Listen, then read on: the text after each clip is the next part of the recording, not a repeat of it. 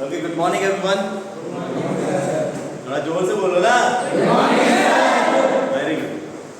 हमारा जो third semester का फिजिकल फार्मास्यूटिक्स आपका जो चैप्टर है उसका जो सबसे पहला टॉपिक है आपका फिजिकल फार्मास्यूटिक्स का सॉल्युबिलिटी। क्या है? सॉल्युबिलिटी। और उसमें सॉल्युबिलिटी के साथ में आपको जो है सॉल्युबिलिटी एक्सप्रेशन भी पूछा जाता है ना। तो यदि 7 मार्क्स का क्वेश्चन आएगा आपको कि solubility, define solubility and what is solubility expression, तो हमको उसको किस तरीके से एक्सप्लेन करना है एग्जाम में, आज हम देखेंगे। यदि 7 मार्क्स के क्वेश्चन को एक्सप्लेन करना होगा एक्सप्रेशन ऑफ सॉल्युबिलिटी, तो सबसे पहले हम समझेंगे कि सॉल्युबिलिटी क्या है, एक्सप्रेशन ऑफ सॉल्युबिलिटी क्या है और इसको हम कितने तरीके से एग्जाम में आसान तरीके से लिख सकते हैं। तो सबसे पहले हम अंडरस्टैंड करेंगे क्या चीज पढ़ेंगे? सॉल्युबिलिटी। सॉल्युबिलिटी। तो सबसे पहले जब बात करते हैं सॉल्युबिलिटी की, तो क्यों हंसी आ रही है आप लोगों को? हाँ, एग्जाम में आएगा, ये समझ में आया ना। जब हम सॉल्युबिलिटी की बात करते हैं तो सॉल्युबिलिटी को डिफाइन करने के लिए 3 चीजें आपको ध्यान में रखना है। ये आपसे इंटरव्यू वगैरह में भी, बायो वगैरह में भी हर जगह पूछा जा सकता है कि सॉल्युबिलिटी क्या है, या what do understand by the term solubility. तो सॉल्युबिलिटी को डिफाइन करने के लिए 3 चीजों को हमेशा ध्यान रखना। सबसे पहली बात, अमाउंट ऑफ सॉल्यूट। क्या चीज? Amount of solute. पहली चीज अमाउंट ऑफ सॉल्यूट। सेकंड, इसमें आपका सॉल्वेंट। सेकंड चीज क्या? सॉल्वेंट। लेकिन सॉल्वेंट कितना? Fixed amount of solvent. कितना? फिक्स्ड अमाउंट ऑफ सॉल्वेंट का फिक्स्ड अमाउंट। फिर हम तीसरी बात करते हैं कि जब भी हम सॉल्युबिलिटी बताते हैं तो there should be the constant temperature. तीसरी चीज क्या होना चाहिए? At constant temperature. अब ये 3 पॉइंट को ध्यान में रख के आपको सॉल्युबिलिटी को क्या करना है, बताना है। इन 3 पॉइंट्स को ध्यान में रखें। तो जब भी हम सॉल्युबिलिटी बताएंगे तो हम बोलेंगे कि maximum amount of solute that can be dissolved, है ना, नोट्स भी बनाते जाएं।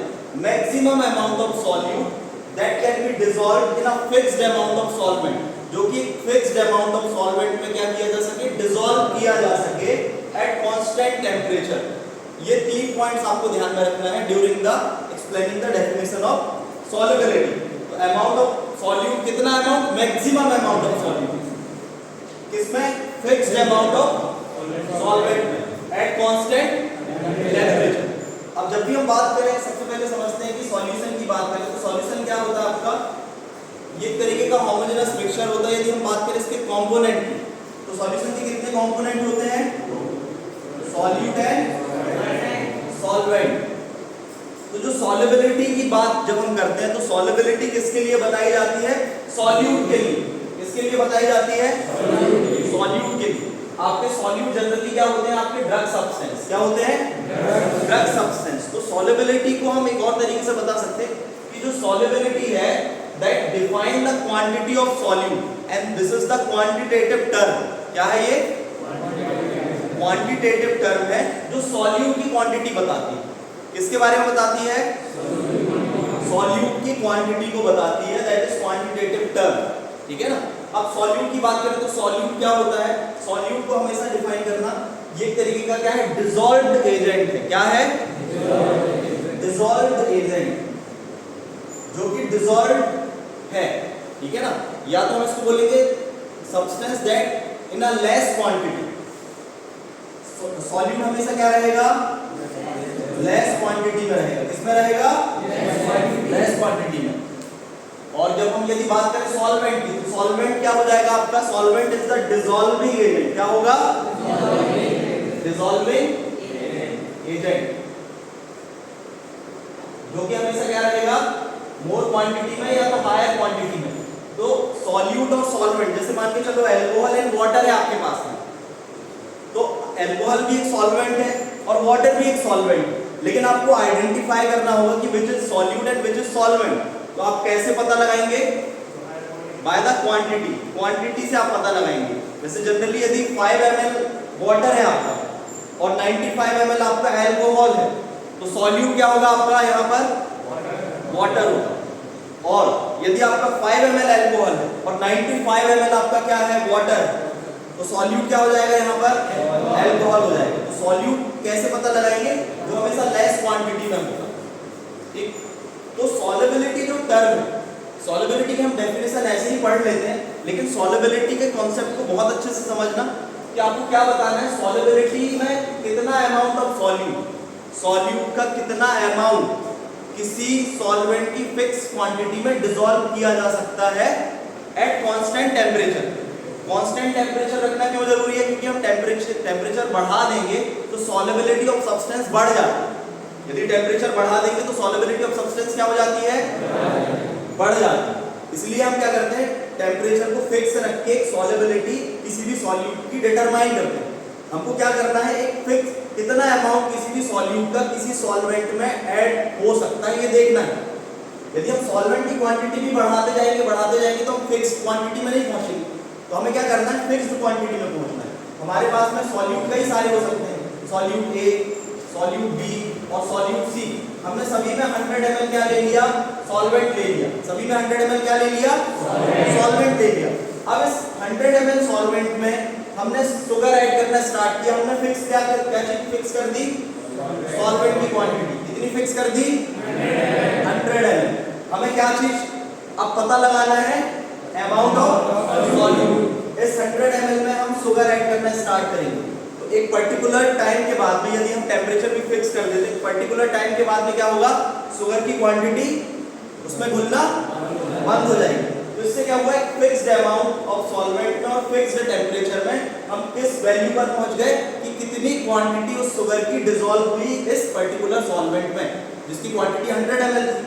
अब 100 ml में मान के चलो 5 ग्राम सुक्रोज डिसॉल्व हुई। 100 ml में कितनी डिसॉल्व हुई? तो हम एक एग्जांपल के तौर पर उसको क्या बोलेंगे कि इस 100 ml में कितने ग्राम सॉल्यूट प्रेजेंट है, 5 ग्राम, उससे ज्यादा नहीं हो सकता है।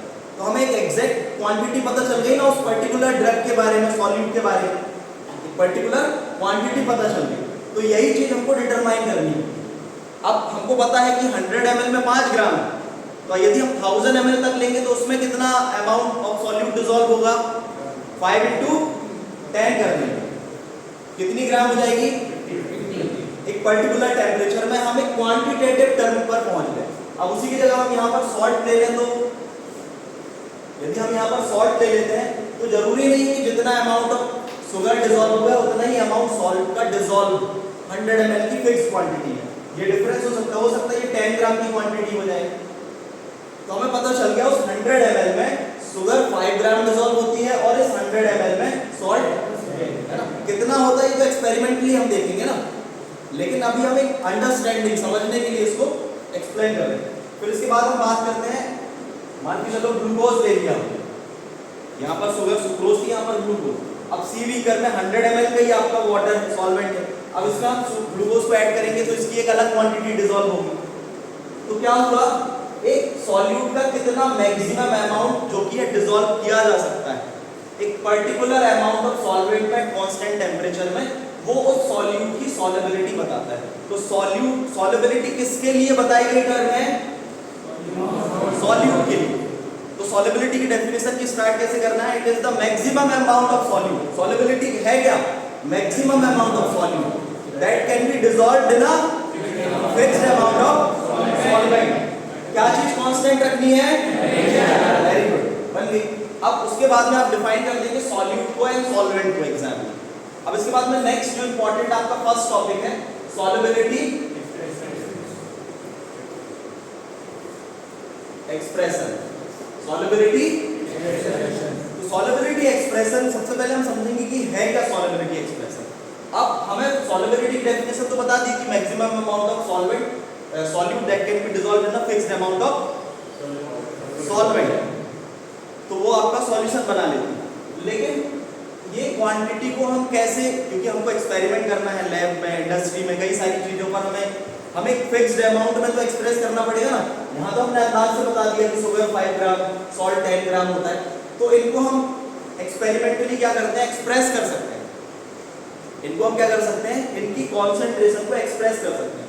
तो सॉल्युबिलिटी एक्सप्रेशन को हम डिफाइन कैसे करेंगे, it is the representation of amount of concentration. ये क्या हो जाएगा आपका सॉल्युबिलिटी एक्सप्रेशन क्या है, it is the method of representation of concentration of solute. ठीक है ना, सॉल्युबिलिटी की तो हमने पूरी डेफिनेशन बता दी, लेकिन अब ये जो सॉल्युबिलिटी की डेफिनेशन है, ये सॉल्यूट की अमाउंट है, इसको हम कैसे एक्सप्रेस कर सकते हैं? तो सॉल्युबिलिटी एक्सप्रेशन है क्या? सॉल्युबिलिटी एक्सप्रेशन है अमाउंट ऑफ सॉल्यूट को एक्सप्रेस करना, कि हम कितने तरीके से उस सॉल्यूट की कॉन्सेंट्रेशन को और अमाउंट को एक्सप्रेस कर सकते हैं, बता सकते हैं सॉल्वेंट में कि सॉल्वेंट की कितनी फिक्स्ड अमाउंट होगा, उसमें कितना अमाउंट ऑफ सॉल्यूट रहता है, तो वो कौन से तरीके से हम उसको एक्सप्लेन कर सकते हैं और एक्सप्रेस कर सकते हैं। ये चीज हमें किसमें बताना पड़ता है? Solubility expression. अब सॉल्युबिलिटी एक्सप्रेशन आपको बड़ा क्वेश्चन पूछा गया, तो इसको आप क्या करेंगे, कई सारे सब पॉइंट्स में इसको डिफाइन करेंगे। तो सॉल्युबिलिटी को एक्सप्रेशन को हम कई तरीके से बता सकते हैं, तो हम करीब 6 पॉइंट्स देखेंगे जिससे हम सॉल्युबिलिटी के सॉल्यूट के कॉन्सेंट्रेशन को एक्सप्रेस कर सकते हैं। तो पहला होता है आपका क्वालिटेटिव, क्या? Qualitative expression. कौन सा expression? Qualitative expression. Qualitative expression में हम क्या बताते हैं कि डाइल्यूट और कॉन्सेंट्रेटेड, डाइल्यूट एंड कॉन्सेंट्रेटेड। मतलब डाइल्यूट एक्सप्रेशन से हमें क्या पता चल रहा है कि जो सॉल्यूट का कॉन्सेंट्रेशन है वो लेस अमाउंट में, कम अमाउंट में, और कॉन्सेंट्रेटेड से क्या पता चल रहा है कि जो सॉल्यूट का प्रोपोर्शन है, अमाउंट है, क्वांटिटी है, वो क्या है, ज्यादा क्वांटिटी में। तो क्वालिटेटिव एक्सप्रेशन ऑफ सॉल्यूट को आप क्वालिटेटिवली बता रहे हो, तो हम एग्जाम में इस तरीके से बताएंगे कि there are different method of solubility expression. Solute की क्वांटिटी को हम कई तरीके से एक्सप्रेस कर सकते हैं। First one is qualitative expression. क्या है? समझ में आया? इसमें कौन से 2 पॉइंट को डिफाइन करना है हमको? कॉन्सेंट्रेटेड। ठीक है, फिर सेकंड हम बात करते हैं आपका semi quantitative expression of solubility. Semi quantitative. First क्या है? क्वालिटेटिव। सेकंड क्या है? फर्स्ट क्या है? सेकंड क्वांटिटेटिव में कौन से 2 पॉइंट डिस्क्राइब करने हैं?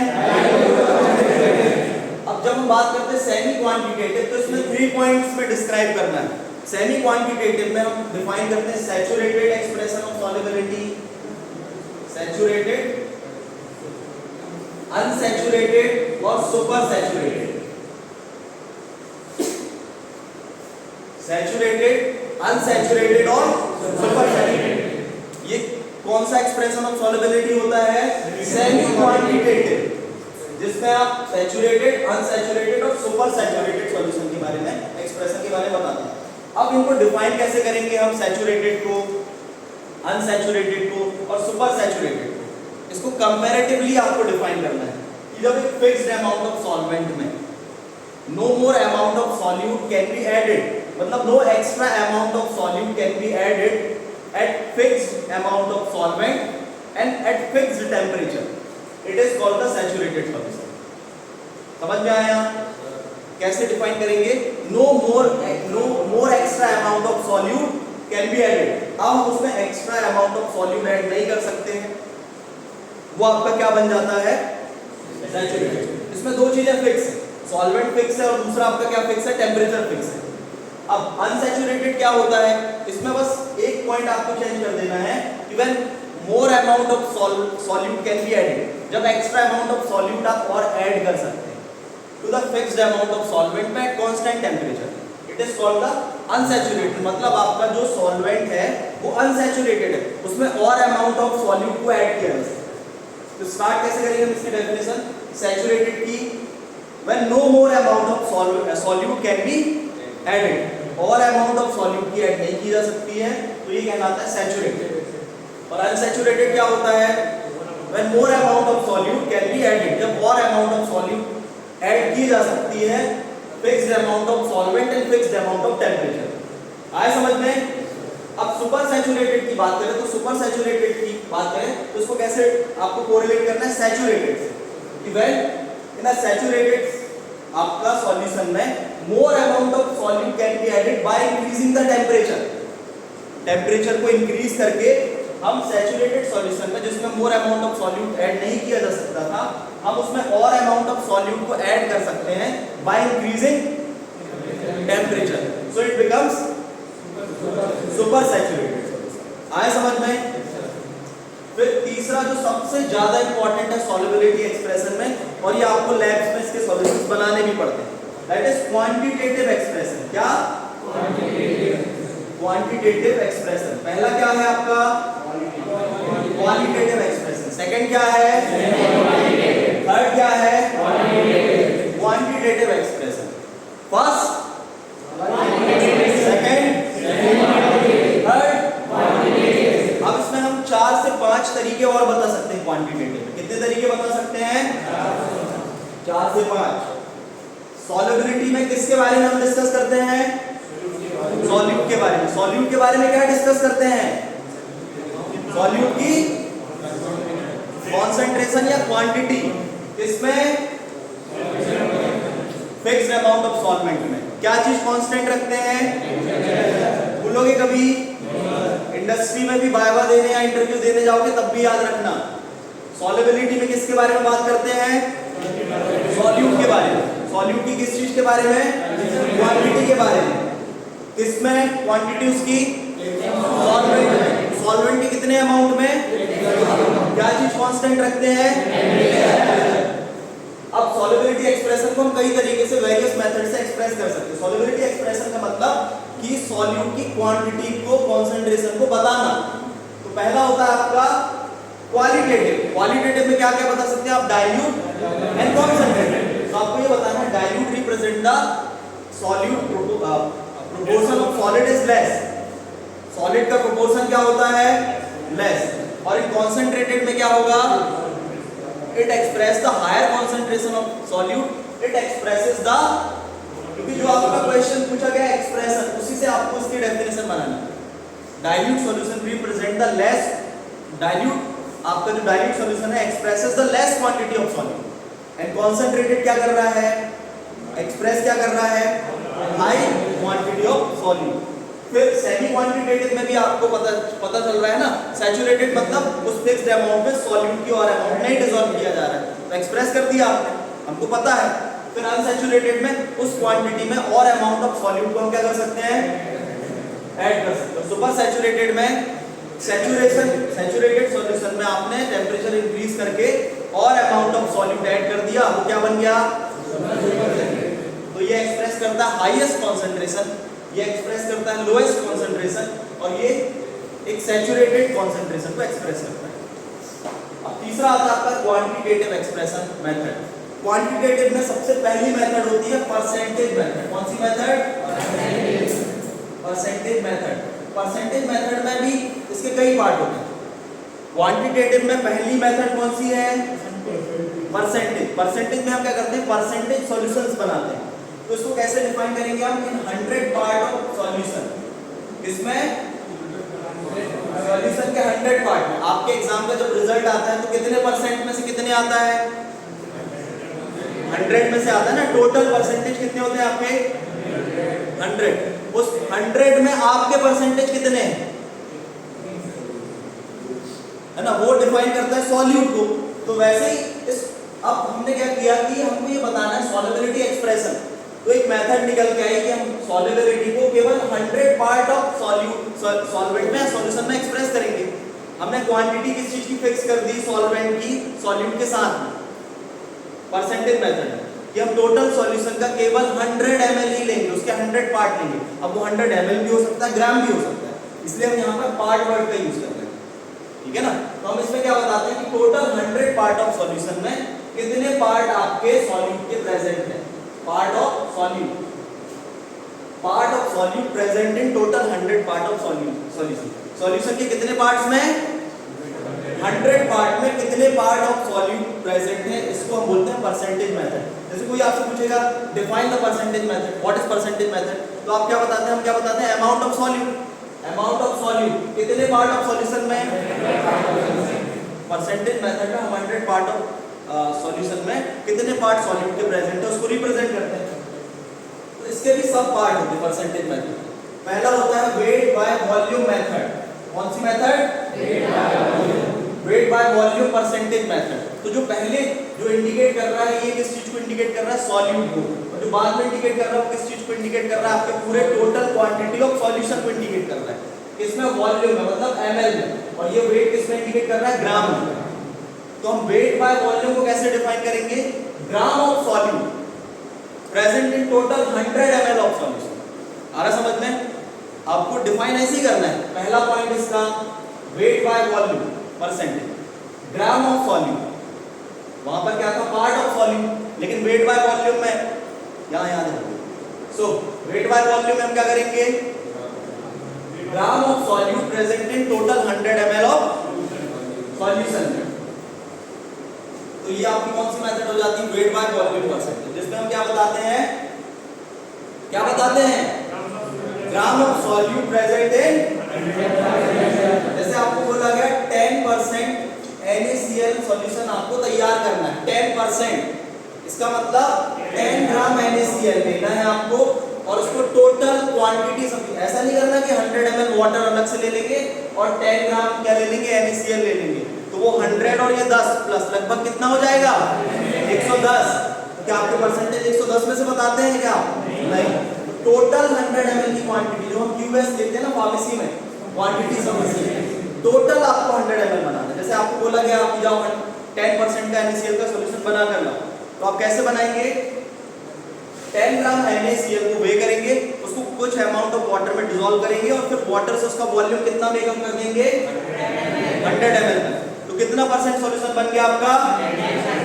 अब आपको बोला जाएगा 5% NaCl बनाना है, तो 5 ग्राम। 15%, 50%, तो जितने परसेंट का सॉल्यूशन बनाने बोला जाएगा उतने परसेंट का आप क्या करेंगे? सॉल्यूशन बना देंगे। बस ये ध्यान रखना है आपको वेट बाय वॉल्यूम। कई बार क्या होता है आपको बुक्स में, लैब में ये चीज बोल दी जाती है कि आपको सॉल्वेंट नहीं डिफाइन किया जाता है, सॉल्वेंट कौन सा लेना है, तो उस समय यूनिवर्सल सॉल्वेंट डिफाइंड होता है, दैट इज वाटर। आया समझ में? जब आपको बताया नहीं जाता। फिर सेकंड इसमें आता है आपका वॉल्यूम बाय वॉल्यूम परसेंटेज। कौन सा? Volume by volume percentage. इसमें क्या होता है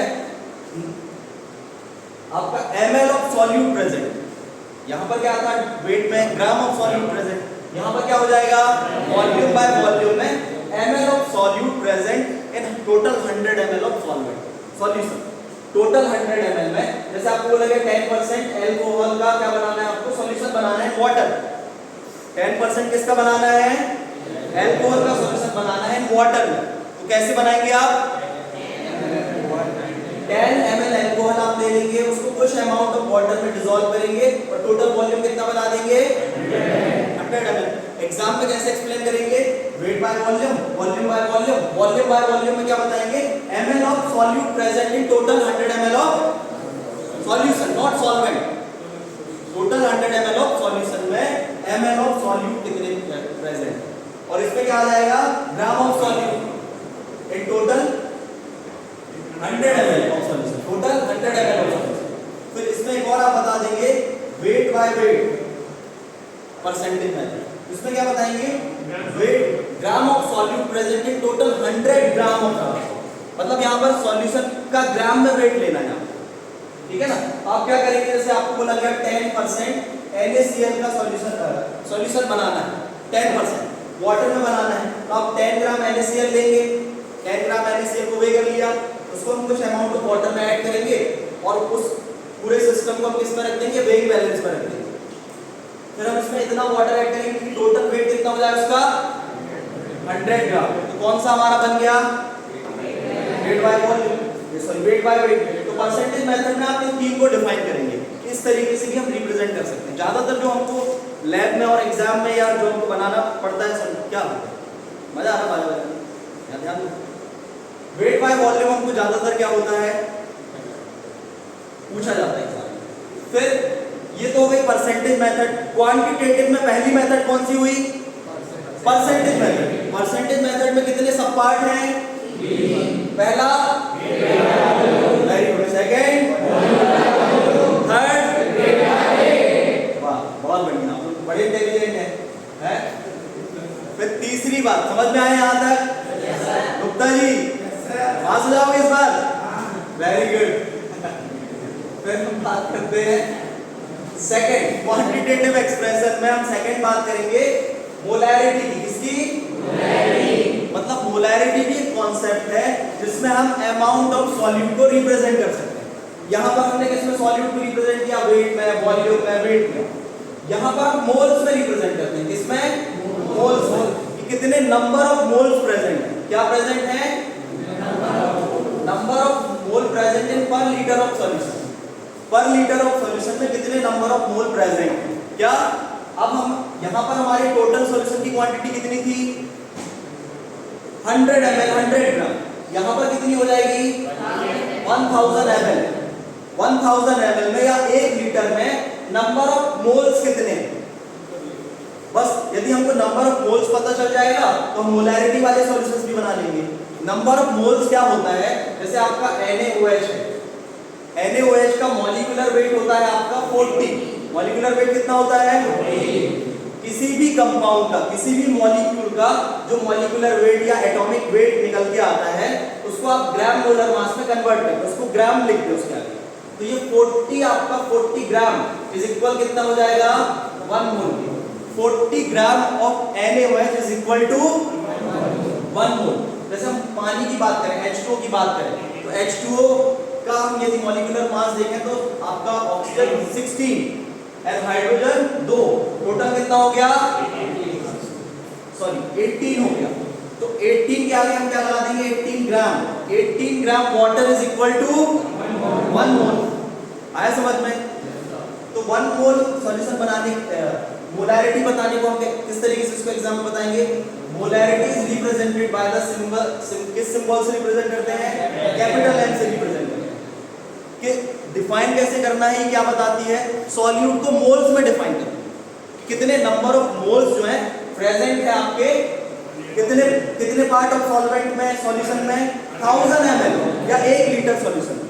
तो मोलैरिटी को याद रखने के लिए एक चीज बस याद रखो, number of moles per litre, number of moles per litre, बस।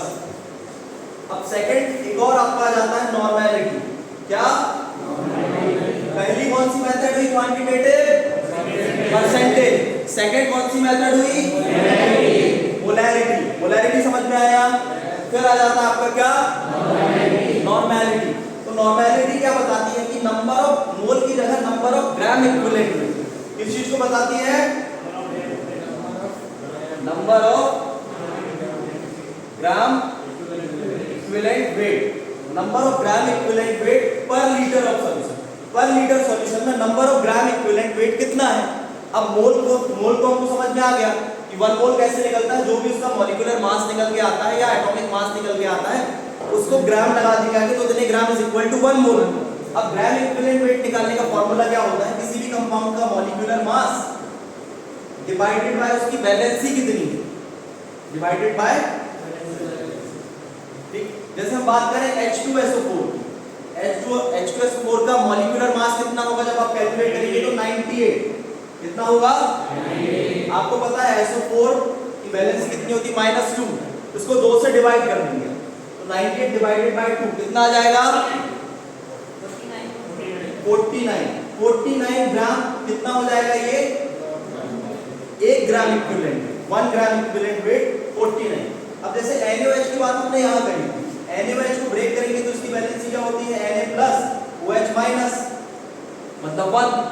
तो 40 डिवाइडेड 1 कितना आ जाएगा, मतलब NaOH का ग्राम इक्विवेलेंट वेट भी उतना ही है और नंबर ऑफ मोल में भी उतने ही ग्राम आ रहा है। आगे समझ में। अब आपको जैसे मान के चलो एग्जाम में आपको या लैब में बोल दिया गया कि इतने नॉर्मल का सॉल्यूशन बनाए, इतने मोलर का सॉल्यूशन बनाए, आपको मॉलिक्यूलर वेट नहीं पता या ग्राम इक्विवेलेंट वेट नहीं पता, तो आप गूगल में सर्च कर सकते हैं, आप बुक्स में देख सकते हैं। बुक्स में इंडेक्स दी हुई होती है जिसमें उसका ग्राम इक्विवेलेंट वेट दिया रहता है और नंबर ऑफ मोल दिए रहते हैं, कितना मोल, 1 मोल इज इक्वल टू कितने ग्राम होता है, मॉलिक्यूलर मास दिया होता है। उसको आप क्या करेंगे, उतने को आप 1000 ml तक में या 1 लीटर तक का सॉल्यूशन बना लेंगे। आए समझ में। इसके बाद में फोर्थ आप बताएंगे मोलैरिटी, मोलैरिटी क्या बताएंगे, इसमें ये बता देंगे नॉर्मेलिटी को हम किससे रिप्रेजेंट करते हैं, कैपिटल N से, ठीक है ना। एग्जाम में सेंटेंसेस जितने लिखोगे उतने नंबर मिलते हैं और सेंटेंसेस पॉइंट जो आपके आंसर उसके अकॉर्डिंग लिखोगे तो ज्यादा अच्छा रहेगा। फिर हम किसकी बात करते हैं, मोलैरिटी। मोलैरिटी क्या करती है, मोलैरिटी भी नंबर ऑफ मोल्स को बताती है। किसको बताती है, number of moles present in, ठीक है ना। यहाँ पर बस एक चीज आ जाती है आपकी कि 1000 ग्राम आ जाता है आपका। 1000 ग्राम ऑफ सॉल्वेंट में कितने नंबर ऑफ मोल प्रेजेंट है, बस इसको डिफरेंस याद रखना, मोलैरिटी और मोलैलिटी। मोलैलिटी को हम स्मॉल m से रिप्रेजेंट करते हैं। आया समझ में? कितनी मेथड हो गई हमारी? एक हो गई आपका qualitative method, semi quantitative method and then quantitative. Quantitative में फर्स्ट कौन सी मेथड है? Percentage, second, third, fourth molarity. याद रहेगा? टफ तो नहीं है? Very good. इसमें क्या हो जाएगा? नंबर ऑफ मोल पर 1000 ग्राम, मतलब टोटल क्वांटिटी आपको ग्राम में ले लेनी है। इसके बाद एक और होता है आपका मोल फ्रैक्शन। क्या? मोल फ्रैक्शन को किससे रिप्रेजेंट करते हैं? एक्स से रिप्रेजेंट करते हैं मोल फ्रैक्शन। अब मोल फ्रैक्शन में क्या होता है? आप इसमें सॉल्यूट और सॉल्वेंट दोनों की क्वांटिटी बताते हैं। किसकी बताते हैं? तो mole fraction of solute, mole fraction of solute, इसको कैसे रिप्रेजेंट करेंगे? जो इसका फॉर्मूला है उसी से आप रिप्रेजेंट कर देंगे। मोल फ्रैक्शन ऑफ सॉल्यूट निकालना होगा तो ये क्या हो जाएगा? ये रेशियो हो जाएगा number of mole of solute, मतलब जिसका भी पूछा जाएगा, सॉल्यूट का पूछा जाएगा तो number of mole of solute कितने प्रेजेंट है अपॉन टोटल मोल। सॉल्यूट और सॉल्वेंट का दोनों का कितना टोटल मोल है ना, ये आ जाएगा आपका मोल फ्रैक्शन ऑफ सॉल्यूट निकल आएगा। सॉल्वेंट का मोल फ्रैक्शन निकालना है तो मोल फ्रैक्शन में आपको क्या बताना है? It is represented by the symbol x से रिप्रेजेंट करते हैं। मोल फ्रैक्शन में आप सॉल्यूट का मोल भी बता सकते हैं मोल फ्रैक्शन, और सॉल्वेंट का भी मोल फ्रैक्शन बताते हैं। सॉल्यूट का मोल फ्रैक्शन बताने के लिए क्या करते हैं? आप number of mole of solute कितने प्रेजेंट है उसको डिवाइड कर देंगे टोटल मोल से, तो क्या निकल आता है आपका? Mole fraction of solute. और सॉल्वेंट का मोल फ्रैक्शन निकालना है तो number of mole of solute divided by total mole. कैसे याद रखेंगे? जिसका भी निकालना है नंबर ऑफ मोल वही आपका ऊपर आ जाएगी उसकी वैल्यू, उसके मोल की। सॉल्यूट का निकालना है तो किसका मोल की वैल्यू ऊपर आ जाएगी? बोलो ना। और सॉल्वेंट की निकालना है तो इतनी चीजों को आप क्या कर सकते हैं? क्वांटिटेटिव मेथड में क्या कर सकते हैं? एक्सप्लेन कर सकते हैं। क्वांटिटेटिव मेथड में एक्सप्लेन कर सकते हैं। अब इसके अलावा कुछ और भी मेथड है जो बहुत इंपॉर्टेंट है आपके इस पॉइंट ऑफ व्यू से, जीपैट के एग्जाम से पॉइंट ऑफ व्यू से। तो आप फोर्थ मेथड बता सकते हैं आपका सॉल्युबिलिटी एक्सप्रेशन की। Solubility expression as per the United State pharmacopoeia, जो आपका यूएसपी है यूनाइटेड स्टेट फार्माकोपिया, ये भी क्या करती है? सॉल्युबिलिटी की अलग अलग एक्सप्रेशन वाले टर्मिनोलॉजी को एक्सप्लेन करती है, ठीक है ना। तो इसको हम किस तरीके से बताएंगे? आप serial number, solubility term, solubility term. तो इसमें क्या हुआ? 7 टाइप की सॉल्युबिलिटी टर्म एक्सप्लेन की गई। इसमें यूएसपी यूनाइटेड स्टेट फार्माकोपिया में 7 टाइप की सॉल्युबिलिटी टर्म को एक्सप्रेस किया गया है। पहला है वेरी सॉल्युबल, क्या है? सेकंड है आपका फ्रीली सॉल्युबल, क्या है? थोड़ा बोलो जोर से। फर्स्ट क्या है? सेकंड, थर्ड है आपका सॉल्युबल, क्या है? फर्स्ट क्या है? सेकंड क्या है? थर्ड क्या है? ये 3 पॉइंट को अलग ही याद रखना। इन 3 पॉइंट को अलग ही याद रखना। ये पहले दी गई very soluble, freely soluble and soluble. फिर आपका फोर्थ है स्पेरिंगली सॉल्युबल, क्या है? Sparingly soluble. तो ये क्या है? टर्म है जो एक्सप्रेस करती है सॉल्यूट के बारे में, तो इसको अलग से याद रखना। फोर्थ पॉइंट, फोर्थ क्या है आपका? Sparingly soluble. फिर आपका फिफ्थ है स्लाइटली सॉल्युबल, क्या है? Slightly soluble. और फिर आपका सिक्स्थ है स्लाइटली से ही रिलेटेड है, तो इन 2 पॉइंट को अलग से याद रखना, स्लाइटली सॉल्युबल और very slightly soluble. Slightly soluble और पहला क्या है? Very soluble. सेकंड क्या है? Freely soluble. तीसरा क्या है? सॉल्युबल। ये 3 पॉइंट याद हो गए। चौथा क्या है? Sparingly soluble. पांचवा और छठवां क्या है? स्लाइटली सॉल्युबल और वेरी स्लाइटली सॉल्युबल। बाइबल वगैरह में पूछा जाएगा आपसे, तो इस तरीके से आप चीजों को याद रखेंगे तो आपको याद रहेगा या इंटरव्यू। फिर आपका 7th आ जाता है इनसॉल्युबल या प्रैक्टिकल इनसॉल्युबल। ठीक, तो ये चीज डिफाइन क्या करती है किसी सॉल्यूट के बारे में? तो ये बताती है कि पार्ट ऑफ सॉल्वेंट। अब इसमें क्या चीज हम देखते हैं? Part of solvent required for 1 part of solute. एक पार्ट ऑफ सॉल्यूट के लिए कितने पार्ट ऑफ सॉल्वेंट के रिक्वायर्ड होते हैं डिसॉल्व करने के लिए? उसके बेस पर ये नाम दिए जाते हैं। जैसे मान के चलो कोई सॉल्वेंट है और उसका लेस देन 1 पार्ट लग रहा है 1 ग्राम या 1 ml को डिसॉल्व करने में, तो उस सॉल्वेंट उस सॉल्यूट को उस सॉल्वेंट में हम क्या कहेंगे कि वो सॉल्यूट क्या है। कैसे पता चलेगा? यदि सॉल्वेंट का 1 पार्ट लग रहा है मतलब लेस देन 1 1 ml से भी कम लग रहा है और वो 1 ग्राम या 1 ml को डिसॉल्व कर ले रहा है अपने, तो उस सॉल्यूट को हम क्या बोलते हैं? वो सॉल्यूट क्या है सॉल्वेंट में? Very solvent. यदि 1 से 10 पार्ट्स लगते हैं तो वो किस कैटेगरी में आ जाएगा? वो सॉल्यूट। हम क्या रिप्रेजेंट करते हैं एक्सप्रेशन में? सॉल्यूट के बारे में, कि सॉल्यूट को एक्सप्रेस कैसे किया जा रहा है। तो वेरी सॉल्युबल में कब एक्सप्रेस कर रहे हैं? जब आपका सॉल्वेंट का less than 1 part of solute लग रहा है, 1 पार्ट ऑफ सॉल्वेंट लग रहा है, और 1 to 10 लग रहा है तो फ्रीली, 1 to 10 में फ्रीली, और 10 to 30 में सॉल्युबल, फिर 30 to 100 में स्पेरिंगली सॉल्युबल, फिर आपका 100 to 1000 में, फिर आपका 1000 to 10,000। मतलब आपके 1 ग्राम को डिसॉल्व करने के लिए 1 ग्राम को डिसॉल्व करने के लिए आपको 1000 और 10,000 ml तक का सॉल्वेंट लग जा रहा है। तो उस सॉल्यूट को हम क्या नाम देते हैं? ये सॉल्यूट आपका वेरी स्लाइटली सॉल्युबल है। और यदि मोर देन 10,000 पार्ट्स लग रहा है, 10,000 पार्ट से भी ज्यादा लग रहा है एक पार्ट ऑफ सॉल्यूट डिसॉल्व करने में, तो हम उसको क्या बोलते हैं?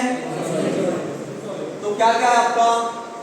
Very soluble, freely soluble, soluble, फिर sparingly soluble, slightly soluble, very slightly soluble और प्रैक्टिकली इनसॉल्युबल।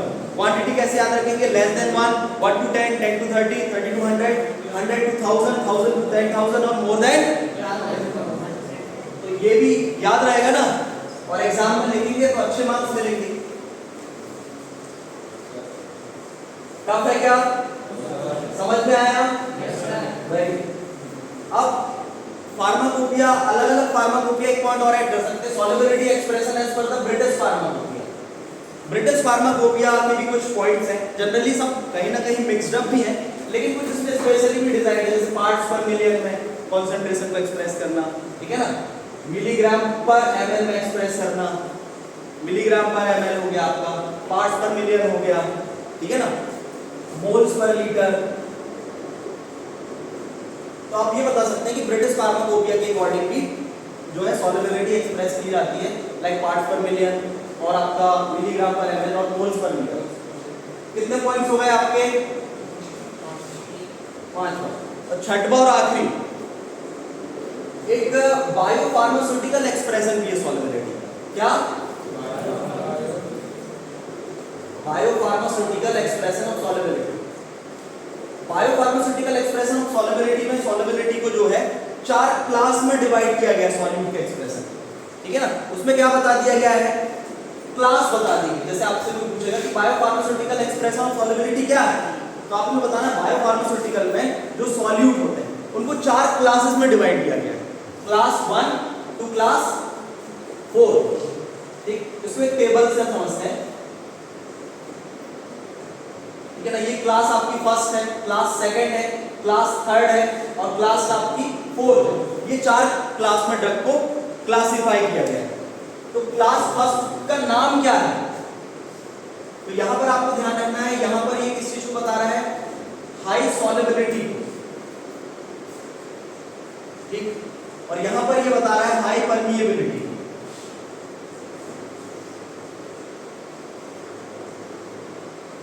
ठीक। तो जो ड्रग हाईली सॉल्युबल भी होगी और हाईली परमिएबल भी होगी, वो कौन सी कैटेगरी में आएगी? जो ड्रग हाईली सॉल्युबल होगी और हाईली परमिएबल होगी, वो कौन सी कैटेगरी में आएगी? तो कैटेगरी 1 का नाम क्या है? हाईली सॉल्युबल, हाई सॉल्युबिलिटी और हाई परमिएबिलिटी, पहली क्लास का। यहां पर क्या हो जाएगा? लो सॉल्युबिलिटी और लो परमिएबिलिटी। तो क्लास सेकंड में कौन सी ड्रग का नाम आ जाएगा? लो सॉल्युबिलिटी एंड हाई परमिएबिलिटी, ठीक। तो क्लास 1 का नाम है high solubility, high permeability, class 1। Class 2 का नाम क्या है? लो सॉल्युबिलिटी, हाई परमिएबिलिटी। जैसे हम इसमें एक एग्जांपल दे सकते हैं, पैरासीटामोल, ठीक है ना। हमको क्योंकि एक्सप्लेन बस करना है कि सॉल्युबिलिटी एक्सप्रेशन है क्या। ड्रग्स तो कई सारी दी गई होंगी, तो हमने बस बता दिया कि इसमें हाई सॉल्युबिलिटी हाई परमिएबिलिटी वाली क्लास ऑफ ड्रग आती है, जिसमें एक एग्जांपल है आपका पैरासीटामोल, ठीक। फिर लो सॉल्युबिलिटी लेकिन हाई परमिएबिलिटी, इसमें एक ड्रग का नाम है ग्लीबेनक्लामाइड, ग्लीबेनक्लामाइड, हाँ ग्लीबेनक्लामाइड। फिर जब आप जीपेट वगैरह की तैयारी करोगे तो इनकी कुछ क्लासेस की कुछ इंपॉर्टेंट 4-5 ड्रग याद कर लें, ये पूछे जाते हैं, जैसे पैरासीटामोल, ग्लीबेनक्लामाइड बायोफार्मास्यूटिकल के अकॉर्डिंग कौन सी क्लास की ड्रग है, कौन सी क्लास की ड्रग है, सेकंड क्लास ऑफ बायोफार्मास्यूटिकल। फिर थर्ड क्लास होती है आपकी जिसमें हाई सॉल्युबिलिटी लो परमिएबिलिटी, ठीक। इसमें एक एंटीवायरल ड्रग का नाम है साइक्लोविर, ठीक। फिर आपकी फोर्थ कैटेगरी की ड्रग, फोर्थ कैटेगरी में किन ड्रग्स को रखा गया है एक्सप्रेशन में, जिसमें लो सॉल्युबिलिटी है लो परमिएबिलिटी, एग्जांपल है आपका फ्यूरेसेमाइड, फ्यूरोसेमाइड। तो ये टोटल आपके क्या है 4 कैटेगरी ऑफ ड्रग। तो सॉल्युबिलिटी क्या है समझ में आया, क्या है solubility, maximum amount of solute that can be dissolved in a fixed amount of solvent, it's called at constant temperature, it's called the solubility of that drug substance। फिर solubility expression क्या है कि हम कितनी टर्म में कौन-कौन सी term में solubility को एक्सप्रेस कर सकते हैं, रिप्रेजेंट कर सकते हैं इन द सॉल्वेंट और सॉल्यूशन। फर्स्ट क्या है हमारा क्वालिटेटिव एक्सप्रेशन, क्वालिटेटिव एक्सप्रेशन में कौन सी दो टर्म एक्सप्लेन करनी है, डाइल्यूट एंड कंसंट्रेटेड। सेकंड क्या है आपका सेमी क्वांटिटेटिव, सेमी क्वांटिटेटिव में 3 टर्म हमको एक्सप्लेन करनी, सैचुरेटेड, अनसैचुरेटेड और सुपर सैचुरेटेड। फिर उसके बाद थर्ड क्या है हमारा क्वांटिटेटिव एक्सप्रेशन, ये ज्यादा सबसे इंपॉर्टेंट, ठीक है ना। इसमें क्या क्या है percentage method, molarity, normality, molarity, mole fraction, molarity number of mole, है ना। परसेंटेज मेथड को भी हम कई तरीके से रिप्रेजेंट कर सकते हैं, wait by volume, volume by volume, weight by weight, आए समझ में। उसमें हम 100 पार्ट ऑफ सॉल्यूशन में रिप्रेजेंट करते हैं। मोलैरिटी नॉर्मैलिटी में क्या करते हैं 1 लीटर में नंबर ऑफ मोल, मोलैरिटी में number of gram equivalent, normality में मोलैरिटी में क्या हो जाएगा ग्राम में वेट ले लेते हैं, नंबर ऑफ मोल इन 1000 ग्राम में। फिर उसके बाद में हम नेक्स्ट किस चीज के बारे में बात करते हैं आपका according to USP, according to USP आपसे पूछा जाएगा कितने पार्ट्स में डिवाइड किया गया सॉल्युबिलिटी टेबल को, 7 पार्ट्स में। उन पार्ट्स को किस बेसिस पर डिजाइन किया गया है कि number of part of solvent required for 1 part of solute, मतलब सॉल्यूट के 1 ग्राम के लिए कितने ml ऑफ सॉल्वेंट की रिक्वायरमेंट होगी। यदि लेस देन 1 है तो क्या हो जाएगा वेरी सॉल्युबल, और 1 to 10 है तो फ्रीली सॉल्युबल, और 10 to 30 है तो सॉल्युबल, और 30 to 100 है तो स्पेरिंगली सॉल्युबल, और फिर उसके बाद 100 to 1000 है तो स्लाइटली सॉल्युबल, और 1000 to 10,000 है तो वेरी, और मोर देन 10,000 है तो। फिर एक और as per the British pharmacopoeia भी क्लासिफाई किया जाता है like parts per million, microgram per ML, moles per litre. फिर उसके बाद में एक और तरीका होता है जिसमें biopharmaceutical classification of expression of express भी कर सकते हैं। बायोफार्मास्यूटिकल में कितनी क्लास में एक्सप्रेस किया गया है 4 क्लासेस में एक्सप्रेस किया गया है। तो वो क्लासेस किस बेसिस पर बनी है सॉल्युबिलिटी और परमिएबिलिटी के बेसिस।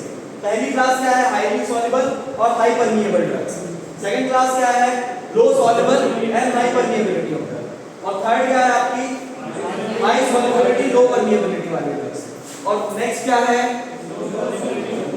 जब आप इतना लिखेंगे तो नंबर अच्छे मिलेंगे कि खराब मिलेंगे। अब फिर उसके बाद में कुछ आप क्या कर सकते हैं एप्लीकेशंस भी बता सकते हैं, एप्लीकेशन ऑफ सॉल्युबिलिटी एक्सप्रेशन। तो इसमें आ जाएंगे आपका जैसे प्योरिटी आइडेंटिफिकेशन में, प्योरिटी एनालिसिस में लिख लो ना, फर्स्ट पॉइंट लिखना purity analysis, formulation design of compound, compounds की फॉर्मुलेशन डिजाइन में, ठीक। फिर क्वांटिटेटिव एनालिसिस में,